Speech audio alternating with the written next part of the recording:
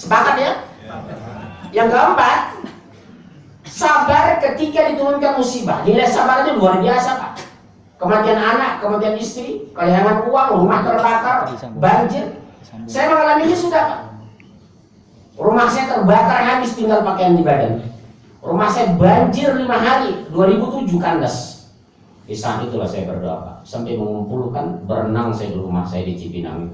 Anak saya 2 bulan, tengah 10 malam dihanyutkan ke ember seperti Nabi Musa. Menangis saya, Pak. Menjelang Jumatan itu rumah saya sudah hampir tenggelam di Cipinang. Ya Allah, kalau ini Engkau turunkan karena menguji kami, luruskan hamba ya Allah. Kalau ini sebagai cobaan, sabarkan kami, mudahkan rezeki hamba ya Allah. Di kondisi kita timpa musibah, banyak berdoa. Itu dijaga Allah. Nggak berapa lama datang istri direktur utama salah satu perusahaan minyak non pemerintah ke rumah. Orang Sunda. Aduh, kumaha tuh Pak? Kok Bapak tidak pernah cerita tuh Bapak tinggal di rumah seperti ini? Saya kan ngontrak di pinggir kali. 2 kali 3 kali sekian kali 7 meter. RS7, rumah sangat sederhana, sempit sekali sehingga saudara-saudara susah selonjor. Jadi RS7. Datanglah mertua, datang saudara dari Medan, dari Kalimantan, tidur seperti sarden, Pak. Mertua saya depan kompor sholat tahajudnya. Bangun saya tengah malam, ya Roh, mudahkan rezeki hamba ya Allah supaya hamba bisa memuliakan tamu hamba. Itu saya ulang-ulang, Pak, menangis saya. Roh, mudahkan rezeki hamba supaya hamba bisa memuliakan tamu-tamu hamba. Berkelimpangan mertua saya, ipar saya, desa saya di rumah. 13 orang di rumah sangat kecil, kamar kecil cuma 1. Enggak berapa lama dia membantu beli rumah di Bekasi. Jadi di situ saya sangat yakin kondisi kemiskinan menerpa kita, kesusahan datang sama kita, musibah diturunkan. Coba konsentrasi berdoa, Pak. Luar biasa, Pak, dijaga Allah. Saya merasakan itu. Subhanallah, lakukan itu. Terutama waktu kemarin kita sedang saum apa, Pak? Saum Arafah itu. Mereka sedang wukuf di padang Arafah. Di saum Arafah itu seharian Bapak perbanyak doa. Luar biasa, Pak. Doa pada sehari itu. Dan malam-malam wukuf di padang Arafah itu. Mereka wukuf, kita di sini banyak berdoa. Doa yang saya panjatkan apa? Takdirkan hamba ya Allah dan keturunan hamba menjadi pejuang Islam yang amanah, ikhlas dan istiqomah. Ratusan kali saya ulang itu meminta itu.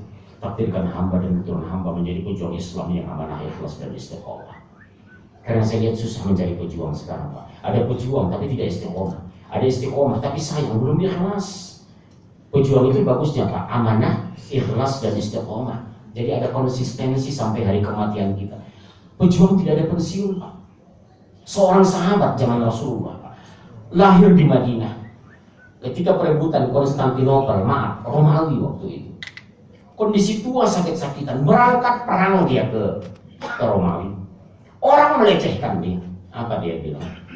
Saya tidak akan pernah berhenti meskipun dilecehkan orang karena usia saya lanjut. Sampai di sana, Pak, dia pun meninggal. Nggak jadi perang. Sebelum meninggal apa dia bilang? Tolong jenazah saya dibawa ke medan perang. Kalaupun waktu hidup saya tidak bisa perang, minimal jenazah saya menyaksikan pertempuran itu. Subhanallah. Akhirnya dia pun meninggal di Turki ketika itu. Bayangkan berapa jauh. Jadi saya bilang berjuang tidak ada habisnya. Sampai kapan? Sampai mati. Ini yang kita tanamkan. Minimal kita memperjuangkan hak-hak hidup anak dan istri kita secara halal. Itu Bapak sudah berjuang. Godaan banyak untuk memakan uang yang bukan hak kita. Tapi Bapak berjuang malah, kenapa? Itu haram. Maaf Pak ya, ikut tender seperti ini saya nggak sanggup. Saya lepas tangan. Subhanallah. Teruskan. Ini karena kita tadi sudah ba'da sholat zuhur, jadi pengajian bisa sampai jam 2 insya Allah. Bisa ya? Ya, sudah terus. Lalu Ibrahim menunaikannya. Allah Ya. berfirman, sesungguhnya aku akan menjadikanmu imam bagi seluruh manusia. Ibrahim berkata, dan saya mohon juga dari keturunanku.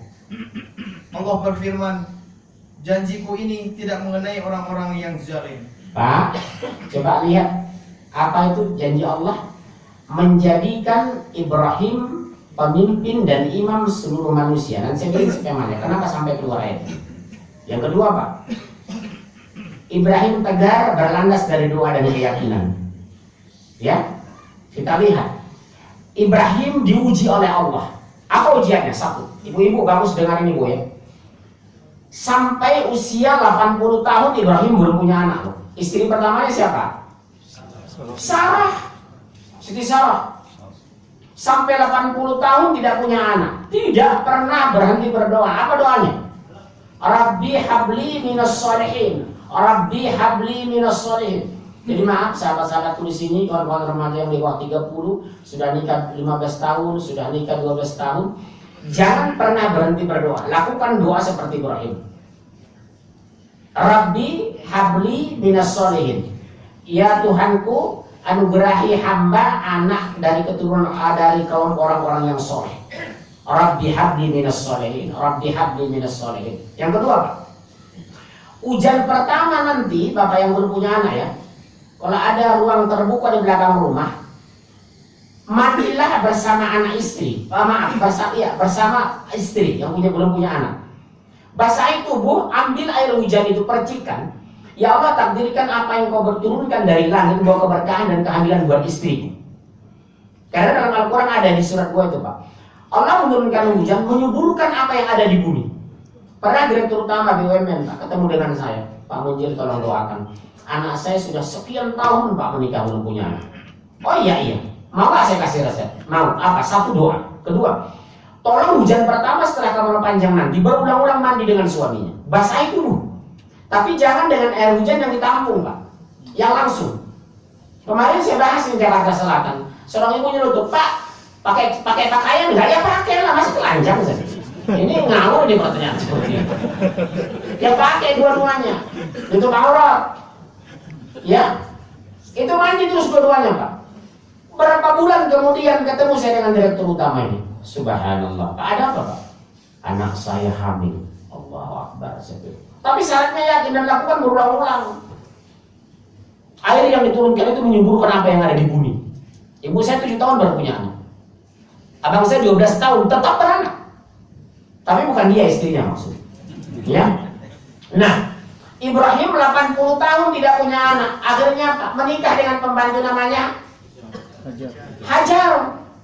Inilah pintu masuk orang Nasrani melecehkan kita, Pak. Orang Muslim itu keturunan pembantu. Kenapa? Dari Bani Ismail. Ismail menurunkan ke bawah Nabi Muhammad SAW. Keturunan pembantu, hina. Saya jawab dengan ilmiah. Apa yang membuat pembantu itu hina? Mereka bekerja ikhlas, dapat uang jujur, bangun jam 4 subuh, tidur jam 11 malam. Dia bekerja dengan tulus, melayani majikannya. Bahkan boleh jadi pembantu kita di rumah, Pak, lebih duluan masuk surga dari kita. Karena berdasarkan hadis sahih, hati-hati kita, Pak, ini ya, terhadap pembantu. Seorang pembantu, kata Rasulullah, yang dia taat kepada Allah, patuh kepada majikannya, dapat pahala 2 kali di padang mahsyar. Ini hadis sahih, Pak. Jadi dalam Islam itu pembantu tidak hina, yang mengatakan itu orang Nasrani. Bahkan mereka memenggal kitab suci Injil ketika itu supaya menyembunyikan Ismail. Mereka penggal Pak Ismail dalam Injil. Makanya perintah di situ, hai Ibrahim, sembelihlah anakmu yang tunggal, yakni Ishak, agar generasi muda Kristen tidak mencari ada sisi Ismail di Injil. Hebat kan liciknya mereka itu. Waktu kemarin saya dialog dengan pendeta, ini Pak permainan Anda ini pendeta zaman dulu, saya bilang. Ismail dihilangkan dalam Injil supaya generasi muda tidak menelusuri kronologis sejarah Ismail turunannya kemana? Kepada Rasulullah Muhammad loh. Tapi Bible yang lama kalau kita lihat di Belanda yang berbahasa Belanda, Pak. Hai Ibrahim, semua keturunanmu adalah mulia dalam pandangan Allah. Amin. Haleluya. Kenapa semua keturunan Ibrahim? Karena keturunan Ibrahim 2 Ismail dan Ishak ke bawah. Makanya kata semua. Kalau dia 1 Ishak tidak mungkin kata semua. Mulialah Ishak dan keturunannya. Kelihatan kan ada penipuan di Bible, Pak. Saya punya studi komparatif antara kitab suci. Nggak bisa dijawab sama pendeta. Hai Ibrahim, semua keturunanmu dimuliakan. Kata semua berarti lebih dari 1. Kenapa lebih? Karena ada Ismail, ada Ishak. Nah, apa yang terjadi, Pak? Nikahlah beliau dengan Hajar. Enggak berapa lama dapat anak. Lahirlah namanya Ismail. Begitu Ismail di bawah 2 tahun, posisi menyusui tapi sudah bisa berjalan. Ibrahim, tinggalkan anakmu. Oh sakit loh, Pak. 80 tahun dia tinggalkan. Di mana ditinggalkan? Di sini. Siapa? Antum sudah umroh? Belum. Sudah haji? Siapa udah haji? Bapak sudah. Bapak lihat sekarang, Baitullah itu seperti ini kan? Ka'bah ya? Berapa kali berapa Pak ukurannya? Hampir sama Pak. Di sini pintunya. Di sini makom Ibrahim, betul? Sebelah kanan. Dulu waktu Ibrahim membangun Baitullah, makom itu di sini karena tempat berpijak agar bisa membangun tembok ke atas dengan Ismail. Makanya disebut makom Ibrahim, tempat pijakannya. Bukan makam. Makom. Oleh zaman Umar jadi khalifah, makom ini bergeser Pak. Alhamdulillah Allah takdirkan ada orang cerdas di muka bumi ini. Apa hikmah yang kita dapatkan setelah digeser oleh ini? Jadi orang bisa bebas sholat di sini. Sholat sunnah 2 rakaat atau tawaf. Kalau ibu-ibu sekarang kan tawafnya bukan di Baitullah, tawafnya di mall. 4 jam tawaf, 4 lantai selesai. Tapi tidak semua, kalau sini saya yakin nggak beda. Kemana? Oh, kasihan ya, ibu nggak bisa lihat ini, ilustrasi ini. Ini belum ada Pak. Kesinilah Ibrahim membawa Ismail kecil dengan istrinya Sarah, apa Hajar. Tapi Sarah tidak diberitahu. Bapak, serius ya? Luar biasa cerdasnya ini Sarah Hajar ini. Posisi Ismail masih kecil, tapi sudah berjalan, masih menyusui. Supaya tidak bisa dipantau oleh Sarah, istri tua Ibrahim, dia bikin ikat pinggang, bikin gamis. Ada tisu enggak? Satu tangan minimal. Ada. Ya udah bilang. Saya kasih contoh dulu. Ini sejarah ini enak diangkat Pak. Jangan jarang diangkat orang. Mau beli atau cari itu? Saya kira mau beli ketentuan. Pak, maaf ya Pak. Maaf. Nih. Jadi gamisnya Ismail itu sampai menutup telapak kakinya. Logikanya kalau menutup telapak kaki berjalan kan terinjak muncul. Oleh Hajar dibikin ikat pinggang. Makanya dalam sejarah dunia, ikat pinggang pertama dibuat itu adalah Hajar, bukan orang Amerika. Jadi Bapak jangan bangga dengan ikat pinggang itu dari Barat, itu dari Islam itu. Ikat pinggang pertama itu dari Hajar. Filosofinya kenapa Pak?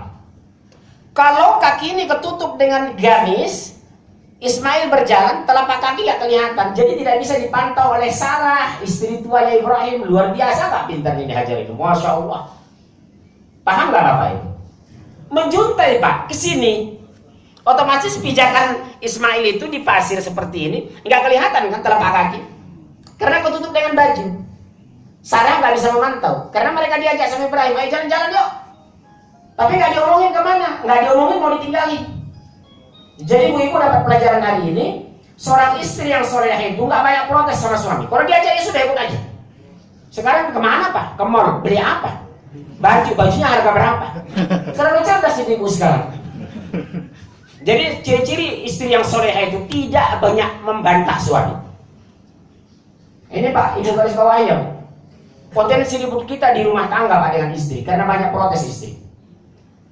Itulah hebatnya imannya orang pembantu tapi beriman tadi Pak. Sampai di sini Pak. Ini yang paling mengharukan. Ibrahim membawa 2 kantong. 1 kantong dari kulit hewan berisi kurma, 1 kantong berisi air. Waktu dulu kan tidak ada dispenser Pak. Rice cooker, komputer lain kan nggak ada waktu. Di sini nggak ada sama sekali Pak.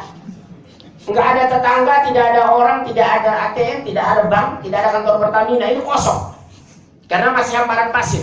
Ini Bapak bayangkan posisi ini Pak, 6.000 tahun yang lalu, Allahu Akbar. Nah Bapak sudah haji. Bapak sudah haji. Bapak lihat Gua Hiro, betul ya Pak? Kalau ke sana Bapak manjat pasti menangis ya Allah. 1450 tahun lalu Rasulku Muhammad menerima wahyu di sini, kondisi sangat luar biasa darurat. Di sinilah Al-Quran diturunkan ya Allah. Sementara kita masih mempermainkan Al-Quran di Indonesia.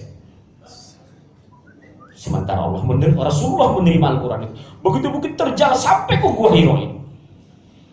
1450 tahun yang lalu Pak. Ini 6.000 tahun yang lalu Pak. Kisah ini. Ibrahim pergi setelah diberikan 2 kantong. Begitu mau pergi, apa pertanyaan Hajar itu? Hai Ibrahim, mau kemana engkau? Ibrahim tertunduk Pak, nggak bisa jawab. Dia juga sakit, berat loh Pak. Tapi ini perintah Allah. Sayang kepada istri, sayang kepada anak, betul. Tapi cinta kepada Allah harus lebih tinggi. Ini perintah Allah. Diulang lagi. Wahai Ibrahim, mau kemana engkau? Ibrahim tertutup. Berulang-ulang. Ibrahim, mau kemana engkau? Makanya sebagian ulama salaf membolehkan istri memanggil nama suami. No, kemana lo? Boleh. Mohon maaf, ada persamaan nama dan apa ya, pangkat di sini. Bapak sampai sekarang lihat orang Arab ini. Hai Abdullah, kaifa anta? Khair, alhamdulillah. Jadi istri itu biasa manggil nama. Yang berbahaya itu orang menyebut istri kita Bu, mas, bapak, bapak apa? Nama bapak apa? Pak Tarmizi. Bu Tarmizi nggak boleh sebenarnya. Itu bukan ibu kita, itu istri kita. Nggak boleh Bu Munzir. Jadi kalau saya mengisi pengajian, ikut ibu Pak? Enggak, ibu saya sudah meninggal. Iya, ibu saya sudah meninggal Pak. Itu istri saya. Jadi nggak boleh bilang Bu Munzir. Nyonya Munzir iya. Istri antum silakan. Jangan bilang Bu Munzir. Ini kebiasaan kita kebablasan. Jadi secara fikih istri kita itu boleh memanggil nama kita. Cuma karena kita etika orang Indonesia cenderung kurang pantas. Misalnya namanya Saprudin, Din kemana lo? Nggak enak kan sama anak-anak. Secara fikih sah. Kita nggak boleh mencela itu. Tapi kita karena orang berbudaya, orang Sumatera Abang, Betawi Abang, Jawa Mas, Sunda, balik mana tuh? Balik kalur orang kan itu lurang. Silakan saja, nggak salah.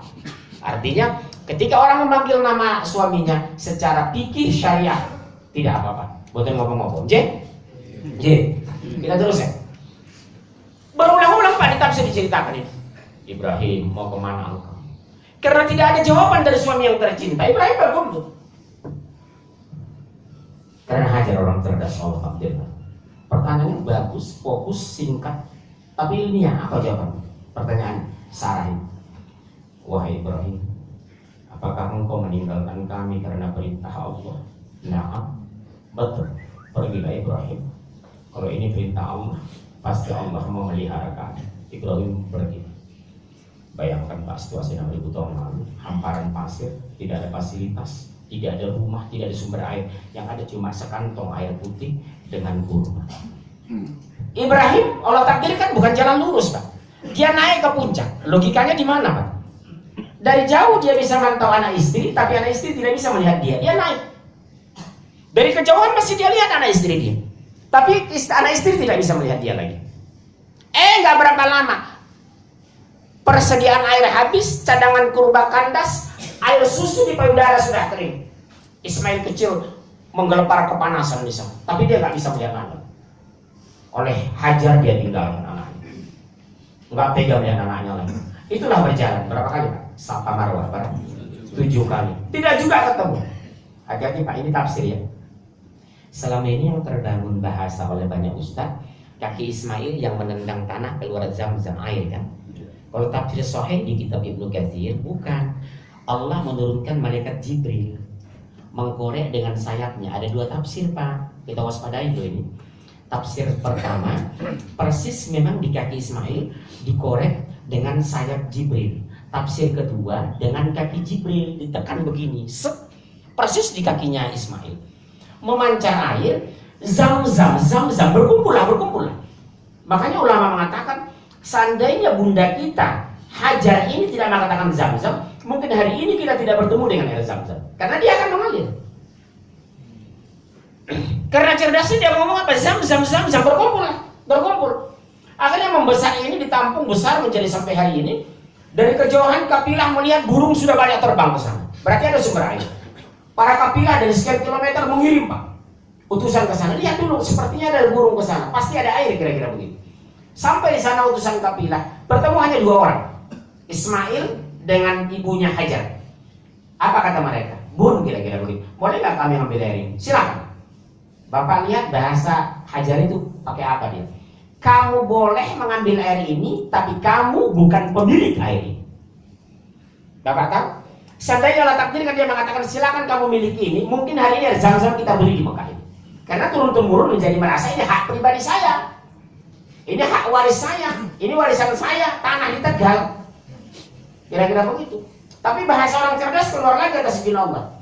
Kamu boleh mengambil air ini, tapi kamu bukan pemilik air ini loh. Ojo sakarape dhewe panjenengan, kira-kira begitu bahasa Jawa. Udah Pak, besar. Ismail pun nikah. Sekitar ini yang tinggal di sini rame, akhirnya rame lah Pak di sini sekitar air Zam-Zam ini. Air Zam-Zam. Ini menjadi satu pedesaan, rame orang di sini karena sumber air di sini tidak pernah berhenti. Apa lihat? 2,3 juta jamaah haji, air Zam-Zam tidak pernah habis. Usai haji ditinggal 2,3 juta, air Zam-Zam tidak pernah meluap. Kalau teori fisika, diambil berarti berkurang, ditinggalkan berarti meluap, banjir kan Pak? Ini enggak. Diminum sekian banyak orang, air tidak pernah kering dan berkurang. Ditinggalkan sekian juta orang, air tidak pernah meluap. Makanya waktu saya dialog dengan pendeta kemarin, saya bilang, Pak Pendeta, kalau Bapak bisa memandang kebeningan ibadah haji itu, Bapak pasti tertarik melihat Islam. Coba lihat, Pak. Berkumpul 2,3 juta manusia di sana, padahal yang dilihat Mekah Madinah 450 km itu hanya hamparan pasir. Makanya yang dikatakan negeri berkah bukan indah atau tidaknya negeri itu. Kalau indahlah membuat orang datang. Indonesia salah satu negara indah di dunia. Tapi apakah membuat orang mendatangi Indonesia? Maaf Mas, pernah ke Danau Toba? Danau Toba pernah? Pernah? Belum, kasihan ya. Terus kemana yang pernah? Asli dari mana? Dari Bogor? Bogor ya? Kasihan. Tadi itu atuh kan? Satu surangan di dia mah. Ya? Aduh, kalau ulah si cuma di dia. Apa obat tadi itu? Anggur, ya? Ngerti enggak? Danau Toba saya indahin Danau Toba Pak, 2 jam saya udah bosan di sana. Jujur, walaupun kampung saya sana di Samosir. Tapi kalau Baitullah, jujur ya Pak, ingin tiap bulan, tiap tahunnya. Betul kan? Karena nggak ada uang aja beliau. Jujur aja, betul Pak. Kalau ada uang tiap bulan mau ke sana. Artinya apa? Kenikmatan rohaniah kita luar biasa pada tanah tandus. Makanya Bapak hati-hati. Yang dikatakan makanan berkah itu jangan lihat dari kandungan gizi dan nutrisinya. Tapi apakah orang yang memakan makanan itu bertambah kesehatannya? Itulah dikatakan makanan berkah. Dikatakan rumah kita berkah bukan lihat besar atau mewahnya rumah kita, tapi berapa banyak orang-orang soleh yang bertandang dan menginap di rumah kita. Itu dikatakan rumah berkah. Lihat Saudi, Jazirah Arabia, tumpukan pasir dan pasir, potensi badainya luar biasa, tapi tidak membuat orang tahun depan nggak usah berangkat haji Pak. Kenapa? Nanti ada badai, nggak bakalan keluar. Ulah berangkat itu kan itu, kenapa? Nanti kena keren. Enggak ada kapalnya. Kalau kita jalan-jalan ke puncak, stop 4 jam buka tutup. Saya udah ngomong, nak nggak usah lagi ya nak. 4 jam loh kita buka tutup kemarin ke puncak. Tapi orang tidak membuat tertahan niatnya ketika berangkat, meskipun potensi kematian luar biasa. Kemarin ada pertanyaan Pak Munjir, bagaimana Bapak menyikapi keren jatuh itu? Alhamdulillah nikmat saya. Kenapa? Allah mungkin mengangkat derajat manusia lewat itu. 1, kematiannya mati syahid. 2, keluarga diundang jadi tamu kerajaan. Yang 3, begitu pulang dapat uang 3,8 miliar. Bagaimana kalau orang tua Anda ketimpa gojek, nggak dapat apa-apa? Iya, masih syukur. Mungkin sampai kiamat belum tentu dia punya uang 3,8 miliar loh Pak. Bukan sedikit itu. Sampai sekarang saya nggak punya uang seperti itu. Luar biasa loh. Kita teruskan nih ceritanya. Ya, subhanallah, maaf. Saya ada gangguan tenggorokan, harus banyak minum. Maaf ya Pak. Bismillah. Allah Akbar. Bu, ini terjadi ramai menjadi sebuah desa. Bani yang tinggal di sana namanya Bani Jurhum. Sekitar Mekah ini. Nikahlah Ismail, tapi bukan dengan Bani ini, orang luar, nggak sekampung. Begitu nikah Pak Ibrahim kembali, didatangi rumah Ismail. Sampai di sana, kira-kira bahasa mudah dipahami beginilah. Assalamualaikum, waalaikumsalam. Masuk. Yang ada istri Ismail.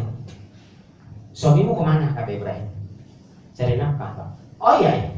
Bagaimana hidup kamu dengan Ismail? Oh susah Pak, melarat. Melarat? Iya. Jadi kamu susah makan? Iya. Terus apa kata Ibrahim? tolong kasih tahu ya, kalau pulang suamimu, tolong ganti palang pintu. Oh iya, dia nggak tahu palang pintu itu sudah menceraikan dia. Dia nggak tahu kalau ini mertuanya Ibrahim. Begitu Ibrahim pergi, Allah takdirkan pergi, Ismail pulang. Mas, kira-kira begitu, tapi ini bukan orang Jogja. Mas, tadi ada tamu. Oh iya, siapa? Nggak tahu. Apa yang dia katakan? Dia nanya kehidupan kita. Terus apa kamu jawab? Saya ceritakan kita sengsara, melarat, susah sebagainya. Terus ada pesan dia, Mas. Apa? Tolong pesan saya sama suamimu ganti palang pintu. Terdiam Ismail. Tahu nggak kamu palang pintunya? Apa? Ayahku memerintahkanku untuk menceraikan. Yang kedua, tahu nggak siapa orang itu? Itu bapakku. Sekarang kembali kamu ke keluarga. Jadi makanya Pak, kita sebagai laki-laki punya hak menceraikan anak kandung kita kalau mantu kita tidak berakhlak. Anak laki-laki lah, hak kita. Makanya saya doktrin saya sama anak laki-laki saya Pak. Nak, saya bilang, meskipun anak saya baru SMP, kalau mencari istri itu nak, biar kaya yang penting soleha. Sepakat nggak? Daripada miskin susah nggak beriman. Jadi saya doktrin anak saya sekarang, saya bilang, nak demi Allah nak, kalau Allah takdirkan usia ayah panjang nanti, yang mengurus ayah itu istri kamu nak. Seperti ibu saya, koma 10 hari di rumah sakit berbulan-bulan karena diabetes. Yang mengurus itu ipar saya Pak, istri abang kandung saya di Medan. Jadi tugas ibu di sana, tolong maaf ya Bu, yang mengurus mertua ibu itu tunggu menjadi ibu. Yang mengurus orang tua kandung ibu itu anak laki-laki beserta istri. Jadi kita punya hak meminta anak laki-laki kita menceraikan istrinya jika tidak berakhlak atau tidak beriman. Hak kita. Maaf, dulu ada laki-laki bertemu dengan saya staf Pertamina. Bisa nggak ketemu saya Mas? Tentang adik Mas yang murtad S3 dari London. Sejak itu nggak pernah ketemu saya lagi di sini. Nanti temui saya tolong ya. Ada staf Pertamina di sini, adiknya S3, pulang ke Indonesia murtad masuk Katolik. S1 UI, S2, S3 dari London, Inggris. Artinya apa? Kewajiban kita sama laki-laki bertanggung jawab terhadap saudara kita. Udah ya Pak, udah kita teruskan. Waktu masih ada ya. Pak, diceraikanlah dia. Kembali ke keluargamu, kata Ismail. Udah kembali. Udah. Ibrahim pergi, tadi udah pergi. Ismail nikah dengan Bani Jurhum, dengan wanita keturunan Jurhum yang ini. Sudah menikah, Allah takdirkan lagi muncul Ibrahim. Assalamualaikum, Waalaikumsalam. Suamimu gimana? Keluar Pak. Mengapa? Mencari nafkah untuk kamu. Bagaimana kehidupan kamu? Bagus, alhamdulillah. Rancak mana? Begitu kira-kira. Oh, tahu sih. Apa kamu makan? Daging. Terus minum air. Cukup. Alhamdulillah.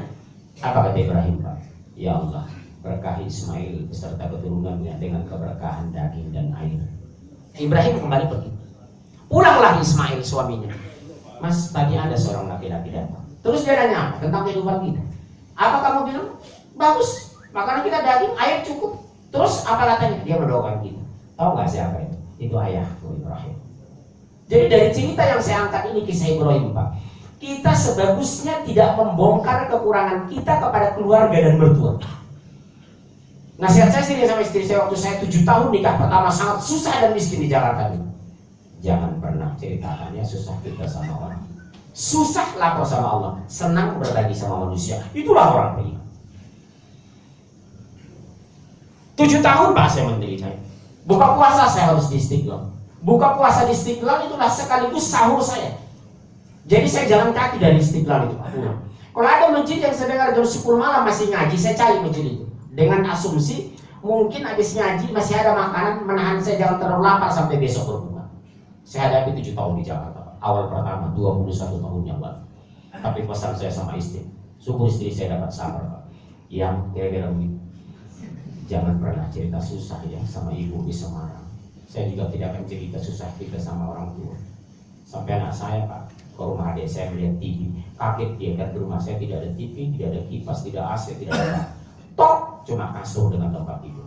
Bertahun-tahun saya hadapi, tapi hati saya berdiri saya di pinggir jalan Tamrin Sudirman. Setiap ada mobil mewah punya supir, tahu bapak bahasa saya sebagai motivasi. Ya Allah, suatu saat aku bisa seperti mereka, punya mobil, punya supir. Alhamdulillah benar. Harus jadikan motivasi doa itu, karena doa itu adalah apa? Senjata orang beriman. Cukupkah diuji Ibrahim dengan ini? Tidak, Pak. Begitu dia menyampaikan kebenaran Islam, ditangkap oleh Namrud, betul ya Pak? Dipermalukan, dibakar. Bayangkan, dipancungkan selesai. Ditombak meninggal. Kenapa Allah bikin skenario seperti ini? Bapak ambil satu hikmah. Siapapun menyampaikan kebenaran akan bertemu dengan yang batil. Akan berhadapan dengan orang yang menantang kita. Jangan pernah kecil hati, jangan pernah mundur.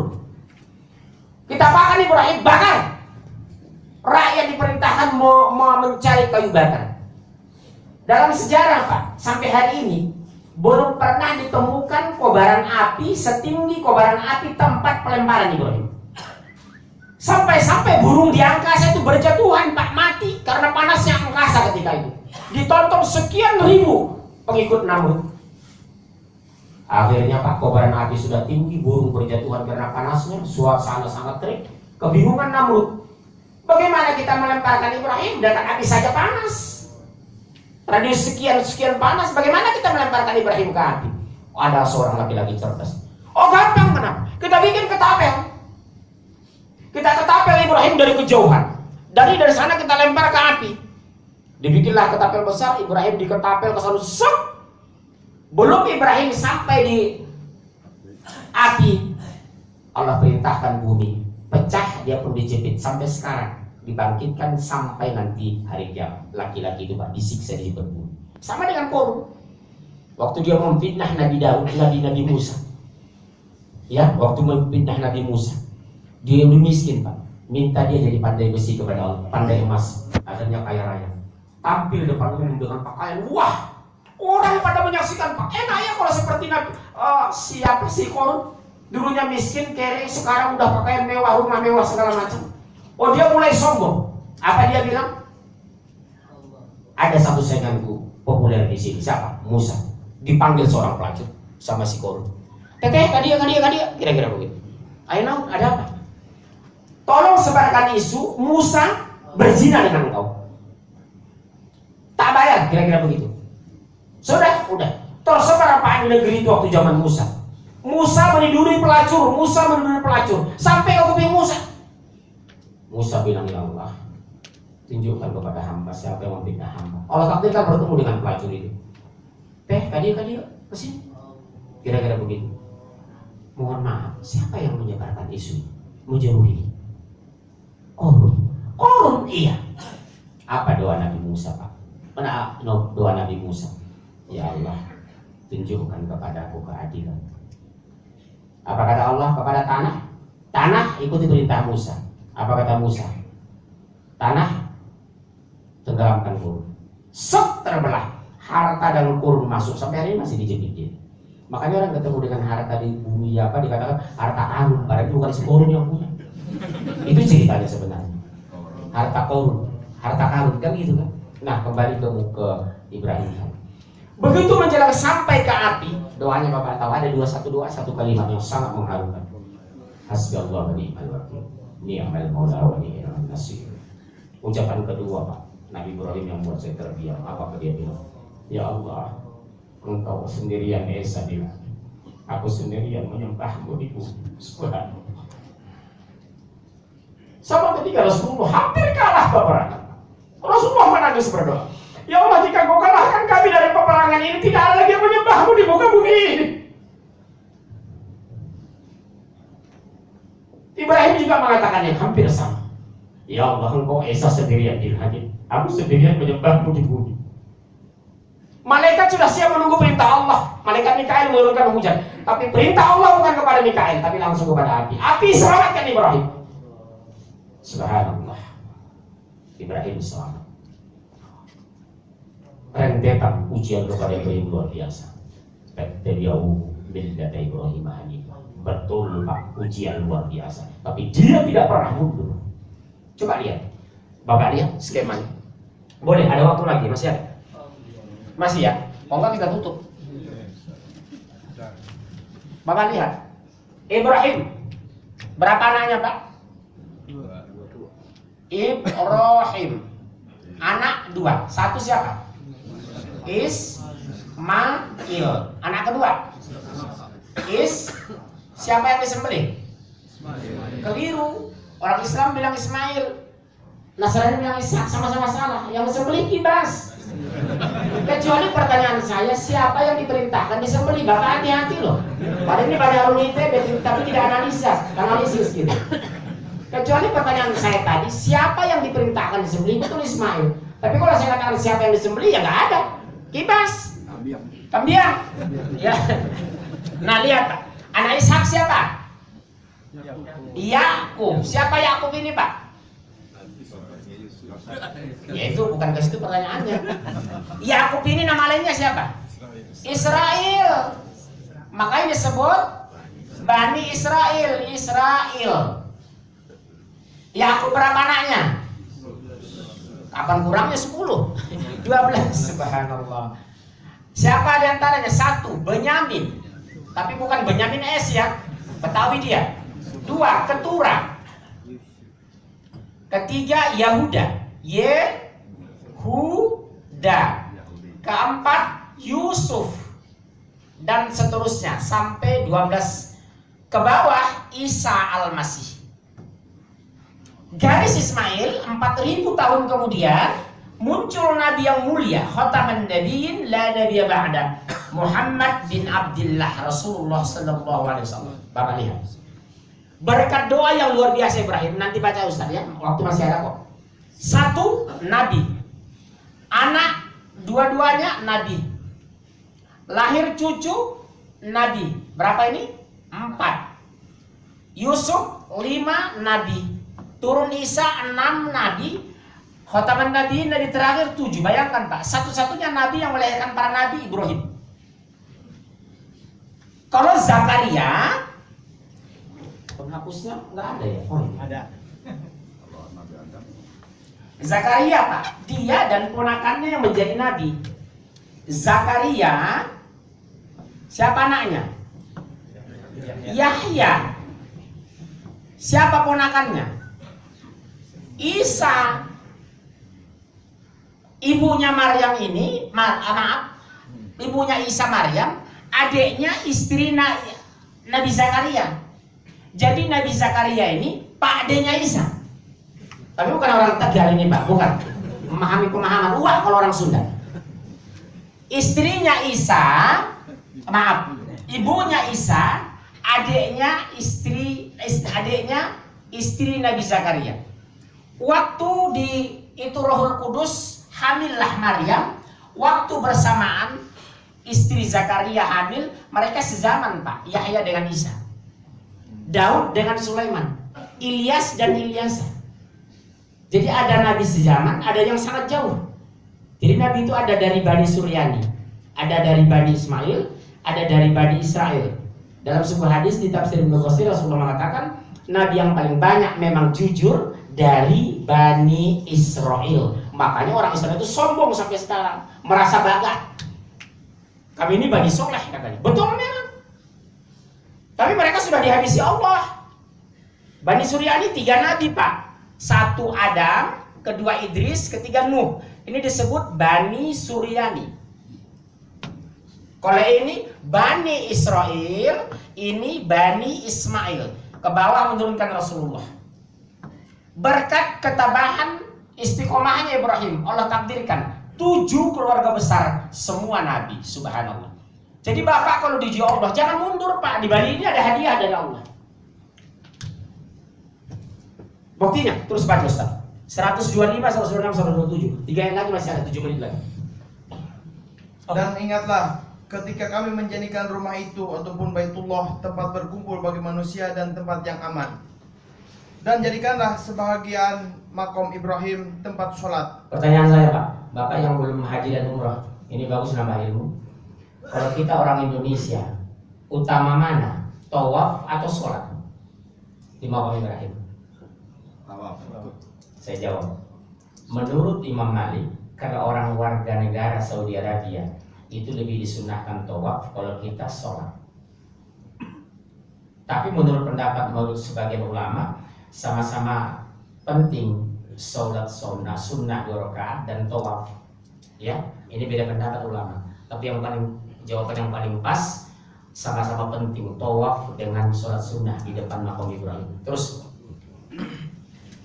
dan telah kami perintahkan kepada Ibrahim dan Ismail, bersihkanlah rumahku untuk orang-orang yang tawaf, yang iktikaf, yang ruku dan yang sujud. nah ini dalilnya Pak. Jadi sama posisinya, tawaf dengan sholat sama. Terus, Dan ingatlah ketika Ibrahim berdoa, ya Tuhanku, jadikanlah negeri ini negeri yang aman sentosa, dan berikanlah rezeki dan buah-buahan kepada penduduknya yang beriman di antara mereka kepada Allah dan hari kemudian. Bapak lihat doa itu Pak. Ibrahim tidak hanya mendoakan dirinya dan keluarganya, tapi orang beriman sampai hari kiamat. Bapak lihat rezeki dari buah-buahan. Bapak yang sudah haji dan umrah di Mekah, di sana Saudi penghasil minyak dan kurma, tapi semua buahan. Bahkan di sana buah seperti anggur lebih murah daripada di Jakarta. Di sini sampai 40.000, di sana dapat sajadah Pak, lebih murah beli di sana daripada di Tanah Abang. Lebih murah di sana Pak, karena keberkahan berkat doa Nabi Ibrahim ini. Yang kedua aman. Kemarin siapa yang bikin rusuh itu? Orang Syiah. Tahun 70-an pernah terjadi Pak, bahwa keranda mereka 2 keranda lebih, ternyata dibuka peti jenazah, itu mereka bawa senjata.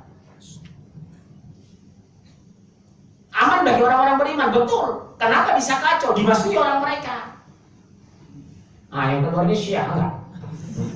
Kemana Mas? Bukan Syiah. Biasanya begitu, keluar dia kalau Syiah. Ya terus, ya. Awas jangan keluar, nanti Syiah. Terus Allah berfirman, dan kepada orang-orang kafir pun aku beri kesenangan sementara. Bapak garis bawah ini Pak. Sejak 6.000 tahun lalu Allah sudah mengatakan ini. Orang kafir pun kuberikan kesenangan, dilebihkan 3. Buka Al-Quran surat 9, surat 55. Umur lebih panjang, harta melimpah, fasilitas lengkap, anak berhasil. Lihat Bapak sekarang. Yang menguasai Benglen cadangan tanah di kota besar Indonesia 5 corporate. Semarang, Agung Podomoro, Sedayu Group, Ciputra, Pakuan. Belum ada mungkin setengah orang corporate, no sampai hari ini. Memang ini Pak janji Allah. Orang-orang kafir itu dilebihkan Pak dalam dunia, karena mereka surganya dunia, kita di akhirat Pak. Jujur Mas umur berapa sekarang? 34. Saking jauh itu. Jauh ini pun. Purwokerto, ngapak ke jenengan. Mas, nama Mas siapa Mas? Andi, Mas Andi. Andi bisa dari Sulawesi. Mendadak namanya muncul ya. Mas Andi, pilih mana? Pendapatan 1 miliar sebulan dari neraka jahanam. Lebih bagus 50 juta tapi surga, betul? Masalahnya 50 juta saja belum dapat hari ini, itu masalahnya. Karena ada sudah ditegaskan Allah di surat 9 ayat 55. 955, silakan. Maka janganlah harta benda dan anak-anak mereka menarik hatimu. Sesungguhnya Allah menghendaki dengan memberi harta benda dan anak-anak itu untuk menyiksa mereka dalam kehidupan di dunia, dan kelak akan melayang nyawa mereka sedang mereka dalam keadaan kafir. Bapak lihat surah 955. Jangan kamu iri, jangan dengki, jangan hasad karena Allah lebihkan kepada kafir umur panjang, harta melimpah, anak berhasil. Ini dalilnya Pak. Bapak lihat kuburan Cina itu di Bekasi dekat rumah saya sebelah kanan itu Pak. Lung Sing Cip 97, Tung Yang Sang 104, Tai Kucing 75. Ini orang Cina semua. Coba lihat kita, Ujoy 40, Habib Munjir 40, Nika Ardila 19. Kok tahu ya, saya hafal. Subhanallah gitu. Jadi Bapak jangan kecil hati, kita kaya-kaya tata air kayak kita di dunia. Karena target kita bukan dunia sebagai jembatan. Yang namanya jembatan, orang tidak pernah mau minat di jembatan. Jembatan itu penyeberangan, namanya penyeberangan pasti sebentar. Perjalanan kita akan lebih panjang daripada jembatan. Sepanjang apapun jembatan, orang tidak akan mau minat di atas jembatan. Itulah, makanya kata Umar bin Khattab, letakkan iman di hatimu, letakkan dunia di tanganmu. Agar kita jangan mencintai jembatan, tapi cintai seberang. Apa seberang itu?